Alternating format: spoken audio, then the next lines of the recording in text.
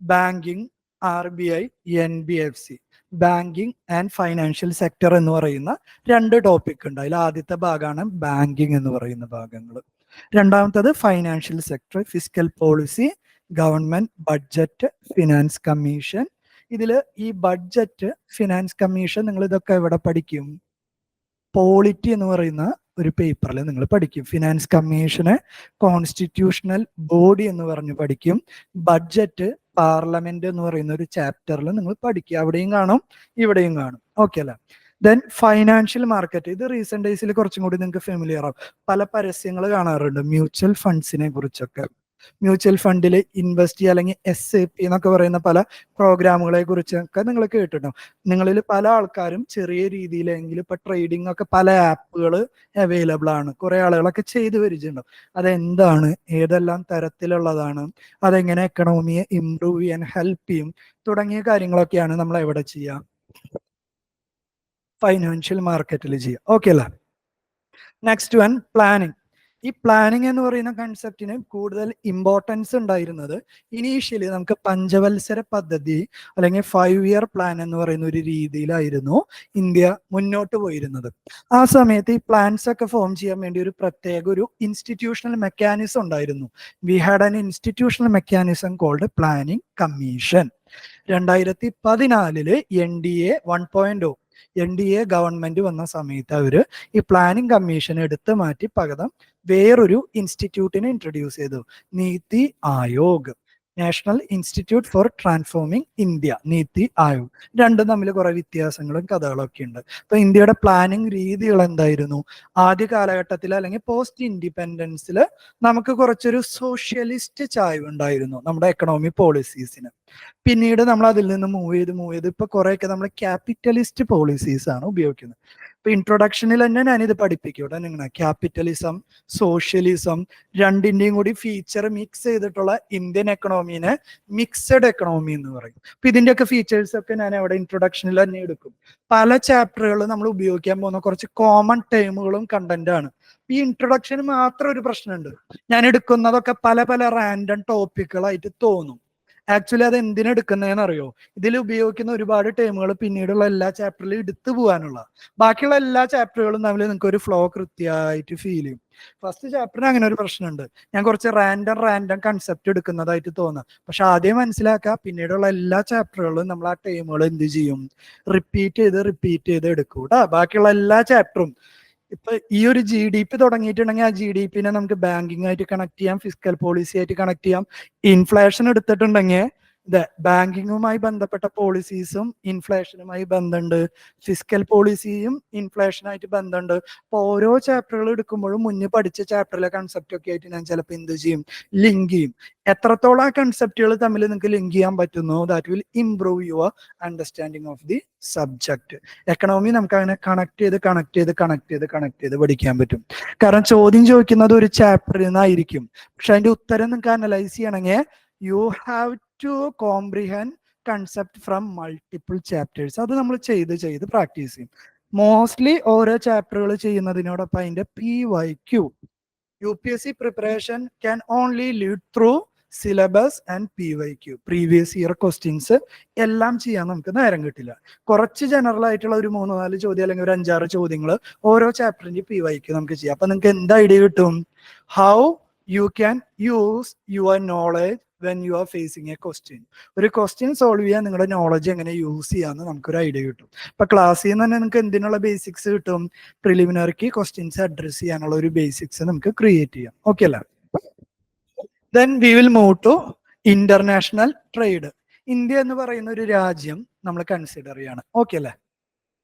India എന്ന് പറയുന്ന ഒരു രാജ്യം ഞാൻ എടുത്തു. ഈ ഇന്ത്യക്കുള്ളിൽ നമുക്ക് കിട്ടുന്ന പ്രൊഡക്റ്റുകൾ എന്ന് പറയുന്നത് എന്താണ്? ഇന്ത്യക്കുള്ളിൽ മാത്രം പ്രൊഡ്യൂസ് ചെയ്യുന്നതാണോ, അത് ഇന്ത്യക്ക് പുറത്തു നിന്നും പ്രൊഡക്ട്സ് ഇന്ത്യയിലേക്ക് വരുന്നുണ്ടോ? എക്സാമ്പിൾ, വോക്സ് വാഗൺ ഇന്ത്യൻ കമ്പനിയാണോ? അല്ല. ഏത് രാജ്യത്തെയാ? ഒരുപാട് കാറുകൾ അവരുടെ കയ്യിൽ ഇരിക്കുന്നത് അല്ലേ? നമുക്കറിയാം. MG Indian കമ്പനിയാണോ? ഹെക്ടർ നമ്മൾ ഇടയ്ക്കിടയ്ക്ക് റോട്ടിൽ ഇറങ്ങുമ്പോൾ കാണുന്ന MGയുടെ ഒരു കാറിന്റെ രൂപമാണ്. ഞാനിപ്പോ കാറൊക്കെയാണ് നിങ്ങൾക്ക് കുറച്ചും കൂടി എളുപ്പം. അല്ലെങ്കിൽ സ്മാർട്ട് ഫോൺ എടുക്കുക, ആപ്പിള് എന്തായാലും എന്തല്ല, ഇന്ത്യൻ അല്ല, സാംസങ്ങോ കൊറിയാണ്. അപ്പൊ ഇന്ത്യക്ക് പുറത്തു നിന്ന് ഒരുപാട് പ്രൊഡക്റ്റുകൾ ഇന്ത്യയിലേക്ക് വരുന്നുണ്ട്, ശരിയല്ലേ? അതുപോലെ ഇന്ത്യയിൽ പ്രൊഡ്യൂസ് ചെയ്യുന്ന ഒരുപാട് കാര്യങ്ങൾ ഇന്ത്യക്ക് പുറത്തേക്കും പോകുന്നുണ്ട്. ഇത്തരം കാര്യങ്ങളാണ് how A nation trade with rest of the world. എങ്ങനെയാണ് ഇന്ത്യ മറ്റു രാജ്യങ്ങളുമായി ട്രേഡ് നടത്തുന്നത്, അതിനെക്കുറിച്ചുള്ള കാര്യങ്ങൾ ഡീറ്റെയിൽഡ് ആയിട്ട് നമ്മൾ എവിടെ പഠിക്കും? ഇന്റർനാഷണൽ ട്രേഡ് എന്ന് പറയുന്ന ഒരു കാര്യം. ഈ ട്രേഡിന്റെ കാര്യം ഇവിടെ, നിങ്ങളിപ്പോ ഇന്ത്യയിലുള്ള ആൾക്കാരാണ് അല്ലെ, ഒരു മാൽഡീവ്സ് അല്ലെങ്കിൽ തായ്ലൻഡിലേക്ക് നിങ്ങൾക്ക് ടൂർ പോകണം എന്ന് വിചാരിക്കും. നിങ്ങൾ അവിടെ ചെന്നിട്ട് ഇന്ത്യൻ രൂപ എടുത്ത് വീശിക്കഴിഞ്ഞ കാര്യമുണ്ടോ? ഇല്ല. അവിടെ എന്ത് കൊടുക്കണം? അവരെ കറൻസി കൊടുക്കണം. അല്ലെങ്കിൽ you have to provide them with dollar, അല്ലെ?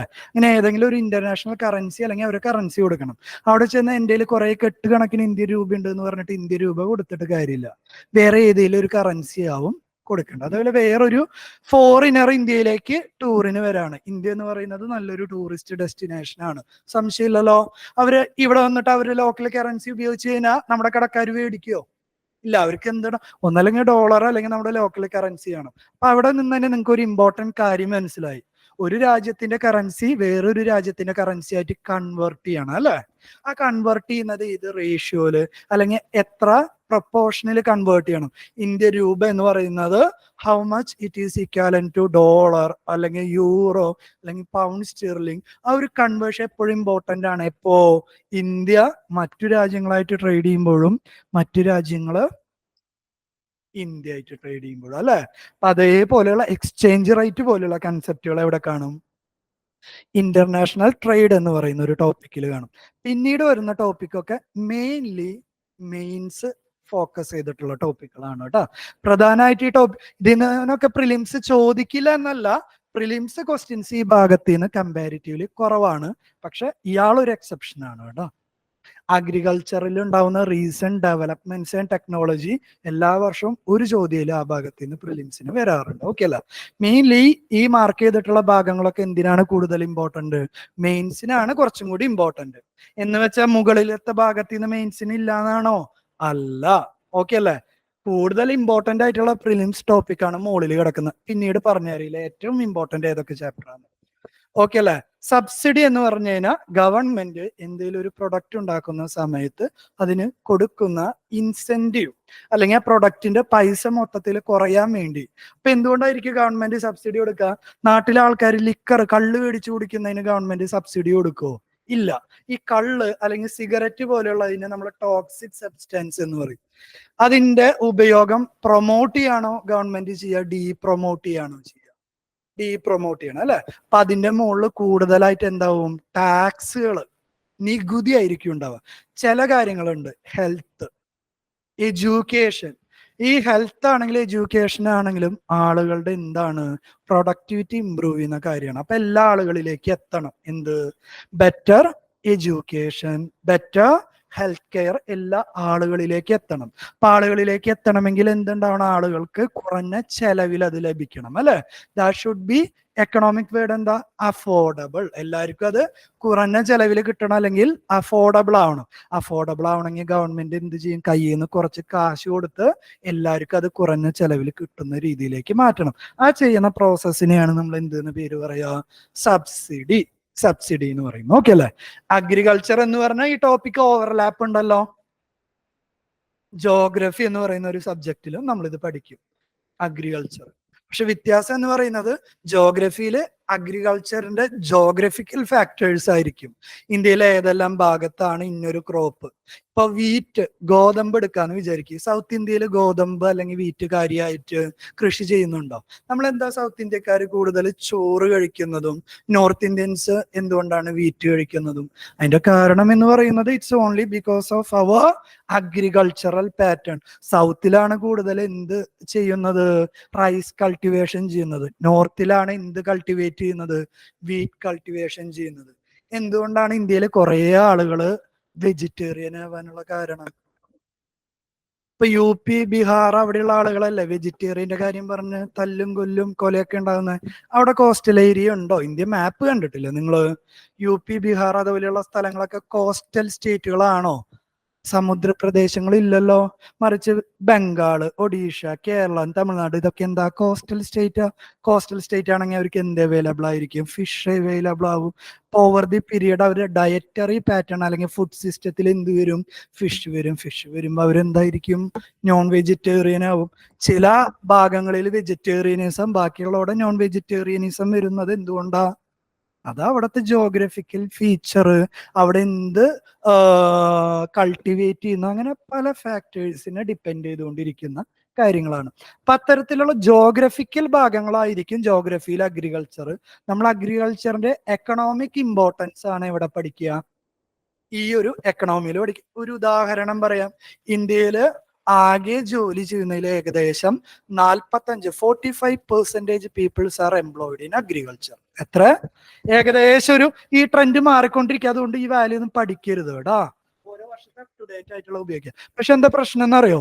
45% ആളുകൾ പണിയെടുത്തിട്ട് അവർ വെറും 16% GDP-യിലേക്ക് കോൺട്രിബ്യൂട്ട് ചെയ്യണുള്ളൂ. ഇത് നിങ്ങൾക്ക് മനസ്സിലാവുന്ന രീതിയിൽ ഞാൻ പറയട്ടെ.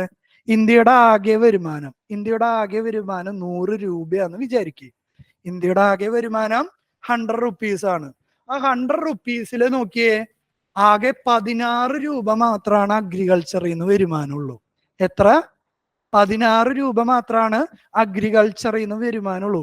പക്ഷെ ഇന്ത്യയിലെ 45% ആളുകൾ പണിയെടുക്കുന്നത് എന്തിൽ തന്നെയാണ്? അഗ്രികൾച്ചറിലാണ്. ഈ 16 രൂപ 45% ആളുകളിലേക്ക് ഡിവൈഡ് ചെയ്ത് പോയി കഴിഞ്ഞാൽ എന്താ ഉണ്ടാവുക? വളരെ തുച്ഛമായ കാശല്ലേ. That is why India's agriculture is very backward and farmers suicide. Simple concept അല്ലേ? ഡാറ്റ പറയുമ്പോൾ മനസ്സിലാവില്ല, അതിനെ എക്സാമ്പിൾ ആക്കി മനസ്സിലാക്കുക. മറിച്ച് ഇന്ത്യയുടെ IT പോലെയുള്ള അതിന്റെ പ്രത്യേകത എന്താണെന്നറിയോ? ഏകദേശം 40-45 രൂപ റുപ്പീസിൽ പഠിക്കുക. 100 രൂപയിൽ 40-45 രൂപയോളം IT സെക്ടറാണ്. പക്ഷെ അതിൽ ഏകദേശം എത്രയാ? 16-17% ആളുകളാണ് പണിയെടുക്കുന്നുള്ളൂ. അപ്പൊ 40, നിങ്ങളൊരു റഫ് ഫിഗർ അതിൽ നിന്ന് എടുത്തോ, 40 രൂപ എടുത്തു, 15% ആളുകൾ വർക്ക് ചെയ്യാന്ന് വിചാരിക്കുക. അപ്പൊ ഓരോരുത്തർക്ക് എത്ര കിട്ടും? 3 രൂപ വെച്ച് കിട്ടും. എന്ന് വെച്ചാൽ അഗ്രികൾച്ചറിന് അതിനേക്കാൾ ഒരുപാട് റവന്യൂ എവിടെയുണ്ട്? IT സെക്ടറിനുണ്ട്. അതുകൊണ്ടാണ് IT-യിലൊക്കെ വർക്ക് ചെയ്യുന്നവർക്ക് കുറച്ചും കൂടി ബെറ്റർ ആയിട്ടുള്ള സിറ്റുവേഷൻസ് ഉള്ളത്. രണ്ടും കമ്പാരിസൺ മനസ്സിലായ? അഗ്രികൾച്ചറിൽ ഒരുപാട് ആൾക്കാർ വർക്ക് ചെയ്യുന്നുണ്ട്, പക്ഷെ അതെന്തല്ല, അധികം പ്രോഫിറ്റബിൾ അല്ല. അതിന്റെ എക്കണോമി സൈഡാണ് പ്രധാനമായിട്ടും നമ്മളിവിടെ കവർ ചെയ്യുന്നത് കേട്ടോ. ഓക്കെ അല്ലേ? Industry and services. ഇന്ത്യയിലുള്ള ഡിഫറെന്റ് ടൈപ്സ് ഓഫ് ഇൻഡസ്ട്രീസിനെ കുറിച്ച് നമ്മളിവിടെ ഒന്ന് മെൻഷൻ ചെയ്യും. Call, electricity, petroleum, cement, manufacturing, അങ്ങനെ പല ഇൻഡസ്ട്രീസ്. സർവീസസ് എന്ന് പറയുമ്പോൾ പ്രധാനമായിട്ട് ടെർഷറി സർവീസസ്, ബാങ്കിങ് സെക്ടർ എന്ന് പറയുന്നത് ഒരു സർവീസസ് ആണ്. അതേപോലെ IT അല്ലെങ്കിൽ information technology related services, transportation എന്ന് പറയുന്നത് സർവീസസിന് എക്സാമ്പിൾ ആണ്. ഫ്ലൈറ്റ് ആയിക്കോട്ടെ, ബസ് ആയിക്കോട്ടെ, അല്ലെങ്കിൽ ട്രെയിൻ ആയിക്കോട്ടെ, ട്രാൻസ്പോർട്ടേഷന് നമ്മൾ ഒരു സർവീസ് മേഖല എന്നാണ് കാറ്റഗറൈസ് ചെയ്യുക. ഇന്ത്യയിലുള്ള പ്രധാനപ്പെട്ട ഇൻഡസ്ട്രീസ്, സർവീസസ് സെക്ടറുകളെ കുറിച്ച് നമ്മൾ ഇതിൽ ഡീറ്റെയിൽഡ് ആയിട്ട് ഡിസ്കസ് ചെയ്യും. Then different types of investment model. ഈ ഒരു ഘട്ടത്തിൽ നിങ്ങൾക്ക് അധികം പരിചയം ഉണ്ടാവില്ല. PPP എന്നൊക്കെ പറഞ്ഞിട്ടുള്ള ഒരു കൺസെപ്റ്റ് ഉണ്ട്, പബ്ലിക് പ്രൈവറ്റ് പാർട്ട്ണർഷിപ്പ്. അതിന്റെ ഏറ്റവും നല്ലൊരു എക്സാമ്പിൾ നിങ്ങൾക്ക് ഞാൻ പറഞ്ഞുതരാം. ഇപ്പൊ നിങ്ങൾ പല ഹൈവേകളിലൂടെ ഒരു സ്റ്റേറ്റിൽ നിന്ന് പല സ്റ്റേറ്റിലേക്ക് ട്രാവൽ ചെയ്യുന്ന ആളുകളാവും അല്ലെ. പല സ്ഥലത്ത് നിങ്ങൾ ടോൾ എന്ന് പറഞ്ഞിട്ട് ഒരു പൈസ അടയ്ക്കാറുണ്ട്. എന്താണ് ഈ ടോൾ എന്ന് പറയുന്ന പൈസയുടെ ആശയം? ആ ഒരു ഹൈവേ ആണെന്ന് വിചാരിക്കും, സ്റ്റേറ്റ് ഹൈവേ ആയിക്കോട്ടെ, നാഷണൽ ഹൈവേ ആയിക്കോട്ടെ. ആ നാഷണൽ ഹൈവേ ഗവൺമെന്റിന് വേണ്ടി ബിൽഡ് ചെയ്തിട്ടുള്ളത് ഒരു പ്രൈവറ്റ് കമ്പനി ആയിരിക്കും. ഓക്കെ അല്ലേ? ഗവൺമെന്റിന് വേണ്ടി ബിൽഡ് ചെയ്തിട്ടുള്ളത് ആരായിരിക്കും? ഒരു പ്രൈവറ്റ് കമ്പനി ആയിരിക്കും. പ്രൈവറ്റ് കമ്പനി നമുക്ക് എന്തെങ്കിലും വെറുതെ തരുമോ? അവരത് പണിതിട്ടുണ്ടെങ്കിൽ അവർക്ക് അതിന്റെ എന്ത് കിട്ടണം? പൈസ റിട്ടേൺ കിട്ടണം അല്ലെ. ആ റിട്ടേൺ ആണ് അവരിങ്ങനെ ടോള് പിരിച്ച് ടോൾ കളക്ഷനിലൂടെ അവര് മീറ്റ് ചെയ്യുന്നത്. യഥാർത്ഥത്തിൽ റോഡ് ഉണ്ടാക്കൽ ആരുടെ ചുമതലയാ? കാലങ്ങളായിട്ട് it's the responsibility of government. ഗവൺമെന്റിന് വേണ്ടി പ്രൈവറ്റ് സെക്ടറുകൾ ചില കാര്യങ്ങൾ ചെയ്യും. പണ്ട് കാലത്ത് ഈ ഒരു കൺസെപ്റ്റ് ഇല്ല. ഗവൺമെന്റിന്റെ റെസ്പോൺസിബിലിറ്റി ഗവൺമെന്റ് ചെയ്യും, പ്രൈവറ്റ് സെക്ടർ ചെയ്യുന്നത് പ്രൈവറ്റ് സെക്ടർ ചെയ്യും. റീസെന്റ് ഡേയ്സിൽ we can understand a collaboration between private and government entities. രണ്ട് സെക്ടേഴ്സും ഒരുമിച്ച് പല കാര്യങ്ങളിൽ സഹകരിക്കുന്നതായിട്ട് നമുക്ക് കാണാം. അത്തരത്തിലുള്ള പല മോഡലുകളെ കുറിച്ച് നമ്മൾ ഈ ചാപ്റ്ററിൽ പഠിക്കും. Then different infrastructures in India, road, rail, shipping, transport, അങ്ങനെ പലതരത്തിലുള്ള ഇൻഫ്രാസ്ട്രക്ചറുകൾ ഉണ്ട്. അതിനെക്കുറിച്ചുള്ള ഒരു general introduction. And finally inclusive growth. Inclusive growth എന്ന് പറഞ്ഞാൽ നാട്ടില് പലതരത്തിലുള്ള എക്കണോമിക് ഡെവലപ്മെന്റ് നടക്കുമ്പോൾ ഇന്ത്യ ഗവൺമെന്റിന്റെ കുറെ കാശ് എത്തും അല്ലെ. ഇന്ത്യ ഗവൺമെന്റിന്റെ ഈ കാശ് എല്ലാ ജനവിഭാഗങ്ങളിലേക്ക് എങ്ങനെ ഡിസ്ട്രിബ്യൂട്ട് ചെയ്യുന്നു എന്നതിനെ കുറിച്ചുള്ള ഒരു ആശയം അല്ലെങ്കിൽ അണ്ടർസ്റ്റാൻഡിങ്ങിനെയാണ് നമ്മൾ എന്തെന്ന് പേര് പറയാം, ഇൻക്ലൂസീവ് ഗ്രോത്ത് എന്ന് പറയാം. ഇപ്പൊ നിങ്ങൾ റീസെന്റ് ഡേയ്സിൽ ന്യൂസ് പേപ്പർ കണ്ടു കഴിഞ്ഞാൽ നമുക്ക് കാണാൻ പറ്റുന്ന ഒരു കാര്യമുണ്ട്. അംബാനിയുടെ കല്യാണത്തിന് ജസ്റ്റിൻ ബീബർ വന്നു, 83 crores, 83 കോടി. അതേ നാട്ടിൽ തന്നെയാണ് നമ്മൾ എന്തും കാണുന്നത്, ഫാർമർ സൂയിസൈഡ് എന്ന് പറയുന്ന ഒരു കാര്യം കാണുന്നത്. That is both extreme level of luxury. And അംബാനിയുടെ മരുമോള് ധരിച്ച വസ്ത്രത്തിന്റെ വില 800 crore, 800 കോടി അല്ലേ. 800 crore എന്ന് പറയുമ്പോൾ ഒട്ടും നിസ്സാരമല്ല. ഇന്ത്യയിൽ പല ബിഗ് പ്രൊജക്ടുകൾ ചെയ്യാനുള്ള എന്താണ്, ഇൻവെസ്റ്റ്മെന്റ് ആണ്. So we are seeing the both extreme ലക്ഷറിയും ഇന്ത്യയിൽ കാണാനുണ്ട്. എന്തുകൊണ്ട് ഈ ഫാർമേഴ്സ് സൂയിസൈഡ് ചെയ്യുന്നത് ഇഷ്ടമുണ്ടായിട്ടാണോ? Because they are in debt trap. കടമെടുത്ത് തിരിച്ചടയ്ക്കാൻ പറ്റാണ്ട്, വരുമാനം ഇല്ലാതെ അവസാനം വിത്തൗട്ട് എനി ഹോപ്പ് അവരെന്തിലേക്ക് വരുന്നത്, ഈ പറയുന്ന ഫാർമർ സൂയിസൈഡിലേക്ക്. ഈ രണ്ടവസ്ഥ ഇന്ത്യയിലുണ്ട്. ഈ അവസ്ഥേനെയാണ് നമ്മൾ ഇൻഈക്വാലിറ്റി എന്ന് പറയുന്നത്. എന്താ ഇൻഈക്വാലിറ്റി? ഇന്ത്യയിലുള്ള റിസോഴ്സസ് ആളുകളുടെ ഇടയിൽ എങ്ങനെയാണ് ഡിവൈഡ് ചെയ്യുന്നത് എന്നാണ് ഇൻഈക്വാലിറ്റി എന്ന കൺസെപ്റ്റില്. കിട്ടുന്ന ആളുകൾക്ക് കിട്ടിക്കൊണ്ടിരിക്കുന്നു. Rich becomes ultra rich, poor become very poor. അത്തരം സിറ്റുവേഷനെയാണ് നമ്മൾ എന്തെന്ന് പേര് പറയാ, ഇൻഈക്വാലിറ്റി എന്ന് പറയാ. ഈ ഇൻഈക്വാലിറ്റി റെഡ്യൂസ് ചെയ്യാൻ അല്ലെങ്കിൽ അഡ്രസ് ചെയ്യുന്ന കൺസെപ്റ്റിനെയാണ് നമ്മൾ എന്തെന്ന് പേര് പറയാ, ഇൻക്ലൂസീവ് ഗ്രോത്ത് എന്ന് പറയാം. We will learn about. ഇതാണ് ജനറലി നമുക്ക് പഠിക്കാനുള്ള കാര്യങ്ങൾ. ഇവിടെ നിൽക്കട്ടെ. ഇനി നമ്മൾ ഈ പറഞ്ഞ ടോപ്പിക്കില് എക്കണോമിക്സിന്റെ വെയിറ്റേജ് പറയാം. നോക്കിയേ, നമ്മളിപ്പോ ഒരുപാട് ടോപ്പിക്കുകൾ പറഞ്ഞു അല്ലെ. അതിൽ ഏകദേശം പ്രിലിമിനറി എടുത്തു കഴിഞ്ഞാൽ ഈ 4 ടോപ്പിക്കിൽ നിന്നാണ് ഏകദേശം 80% ഓഫ് ക്വസ്റ്റ്യൻസ് വരുന്നത്.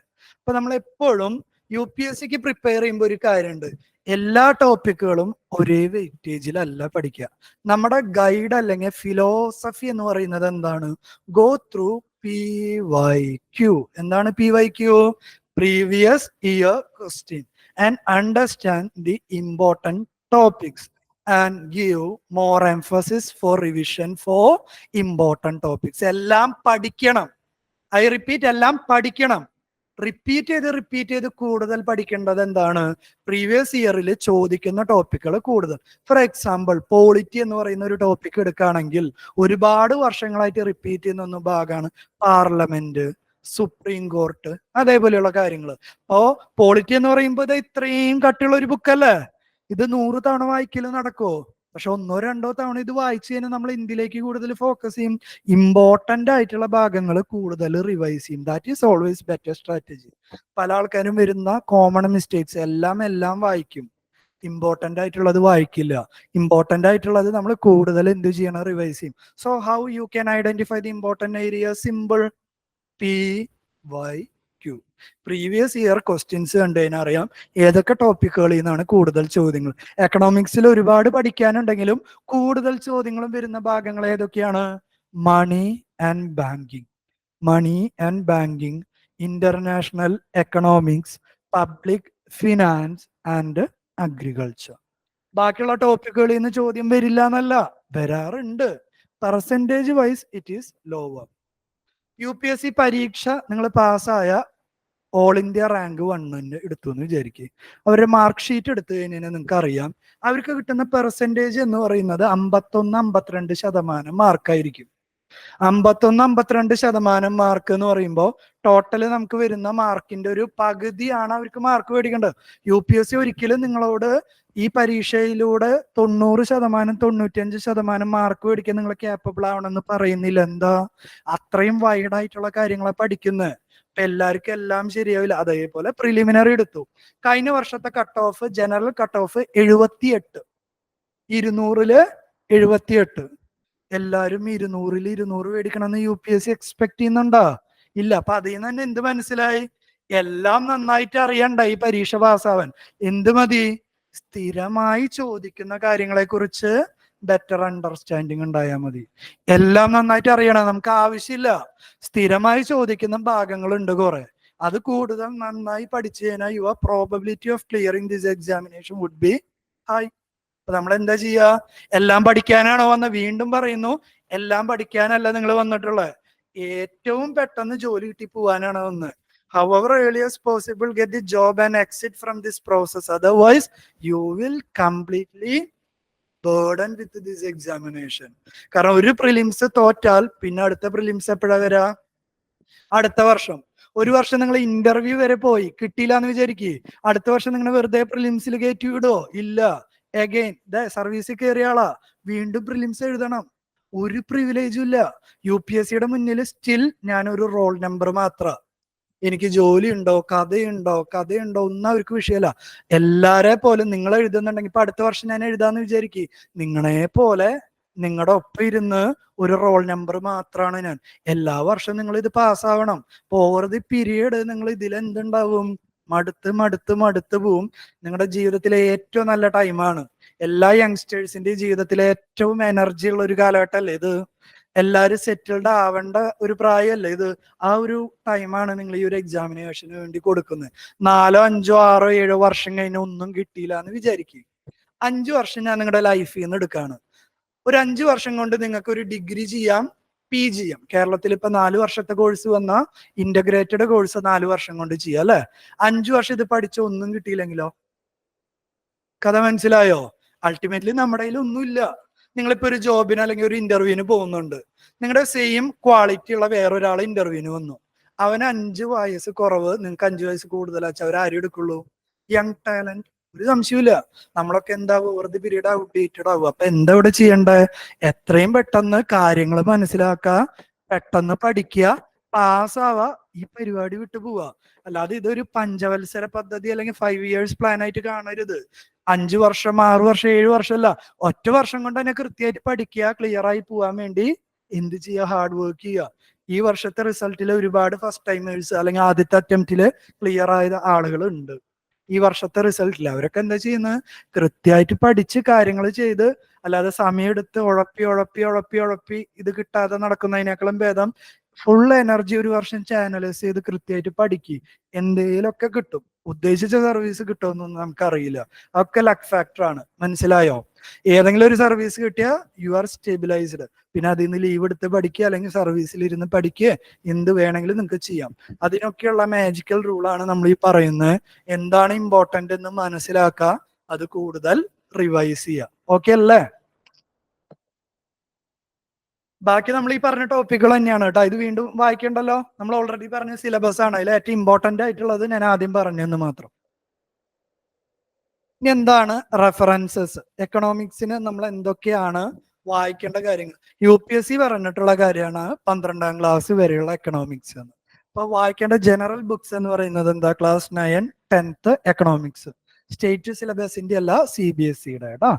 NCERT ടെക്സ്റ്റ് ബുക്ക് എന്ന് പറയും. CBSE ഫോളോ ചെയ്യുന്നത് NCERT ടെക്സ്റ്റ് ബുക്ക് ആണ്. നിങ്ങളുടെ കയ്യിൽ അതിന്റെ കോപ്പി ഇല്ലെങ്കിൽ അത് അവിടെ നിന്ന് അവൈലബിൾ ആയിരിക്കും. NCERT വെബ്സൈറ്റിൽ നിന്ന് ഡൗൺലോഡ് ചെയ്യാൻ വേണ്ടി കിട്ടും കേട്ടോ. അപ്പൊ ഇതിന്റെ basic syllabus class 9, class 10th, class 11th, class 12th ഓരോന്നിലെയും ആ ചാപ്റ്ററിന്റെ അല്ലെങ്കിൽ പുസ്തകത്തിന്റെ പേരുകളാണ് അവിടെ കൊടുത്തിട്ടുള്ളത് കേട്ടോ. 12th പല എക്കണോമിക്സ് ബുക്കുകൾ ഉണ്ടായില്ല. നമുക്ക് ആവശ്യമുള്ളത് എന്താണ്?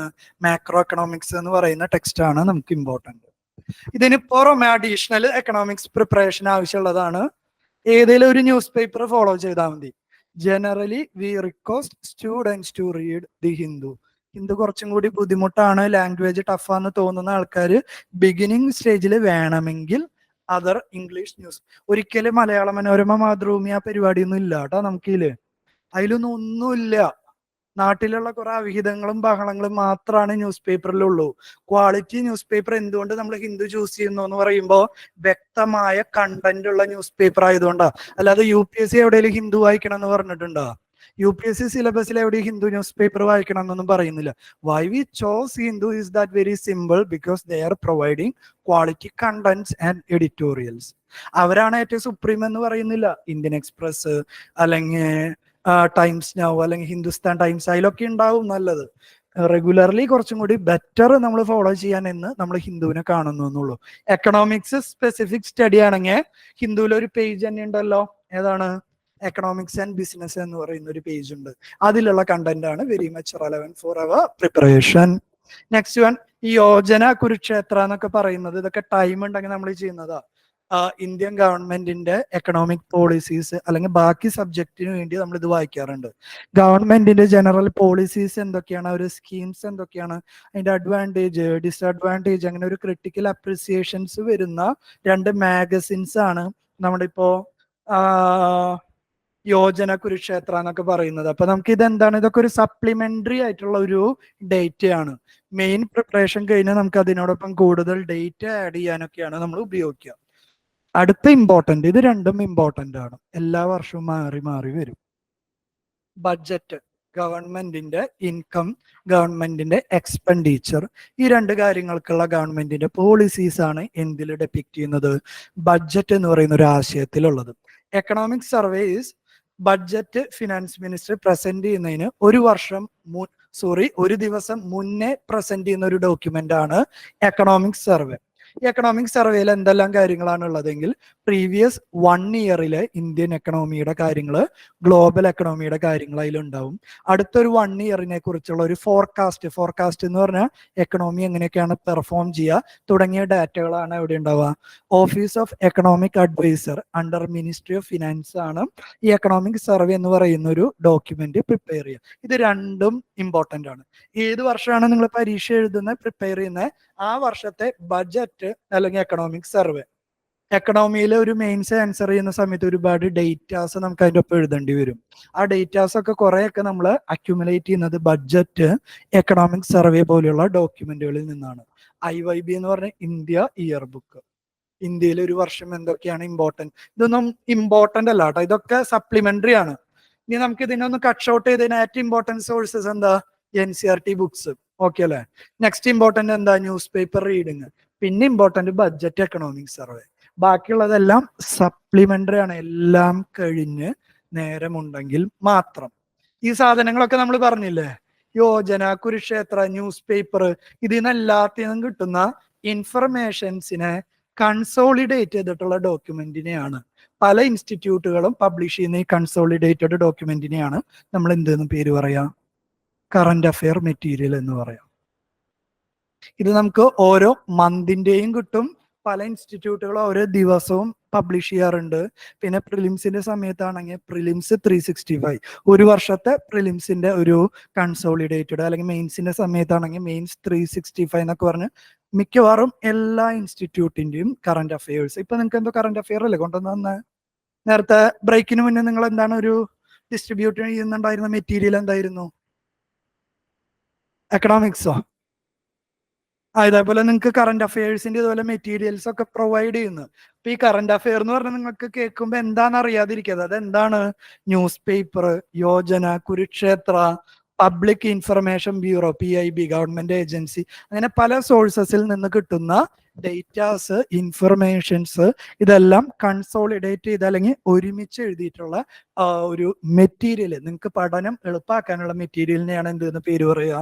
കറന്റ് അഫെയർ എന്ന് പറയുക. ഓക്കെ അല്ലേ? പിന്നെ കറന്റ് അഫെയർ എന്ന് പറഞ്ഞാൽ അതിൽ മിക്കവാറും എല്ലാ സബ്ജക്റ്റിന്റെയും ഇമ്പോർട്ടന്റ് കാര്യങ്ങൾ ആ വർഷത്തെ ഉണ്ടായിരിക്കും, അല്ലെങ്കിൽ ആ മാസത്തെ ഉണ്ടാവും കേട്ടോ. നമ്മൾ ഇതിനൊക്കെ പകരം കറന്റ് അഫെയർ എന്ന് എഴുതിയാലും വിരോധമില്ല. ന്യൂസ് പേപ്പർ വായന എന്താണ് ഇമ്പോർട്ടന്റ് എന്ന് ചോദിച്ചു കഴിഞ്ഞാൽ മെയിൻസിന് ആൻസർ റൈറ്റിംഗ് എഴുതാനുള്ള ഒരു രീതി, വൊക്കാബുലറി ഒക്കെ ഡെവലപ്പ് ചെയ്യും. ഇന്റർവ്യൂവിന് ഇംഗ്ലീഷ് ഇംപ്രൂവ് ചെയ്യാനൊക്കെ ന്യൂസ് പേപ്പർ റീഡിങ് നിങ്ങളെ ഹെൽപ്പ് ചെയ്യും കേട്ടോ. ഇതാണ് ഒരു സ്റ്റാറ്റിസ്റ്റിക്കൽ ഡിസ്ട്രിബ്യൂഷൻ. ജസ്റ്റ് നിങ്ങളൊന്ന് നോക്ക്. ഇതില് പല സബ്ജക്റ്റുകൾ നമുക്കുണ്ട്. ഇങ്ങനെ വല്ലതും കണ്ടിരുന്നോ ഓൾറെഡി? ഞാനൊരു കുറച്ച് ഒരു 4-5 വർഷത്തെ മാത്രമേ ചെയ്തിട്ടുള്ളൂ കേട്ടോ. UPSC പ്രിലിമിനറിക്ക് പല സബ്ജക്റ്റുകളിൽ വന്നിട്ടുള്ള ക്വസ്റ്റ്യൻസിന്റെ ഒരു എണ്ണാണ് അവിടെ മാർക്ക് ചെയ്തിട്ടുള്ളത്, ഓരോരോ സബ്ജക്റ്റുകളുടെ.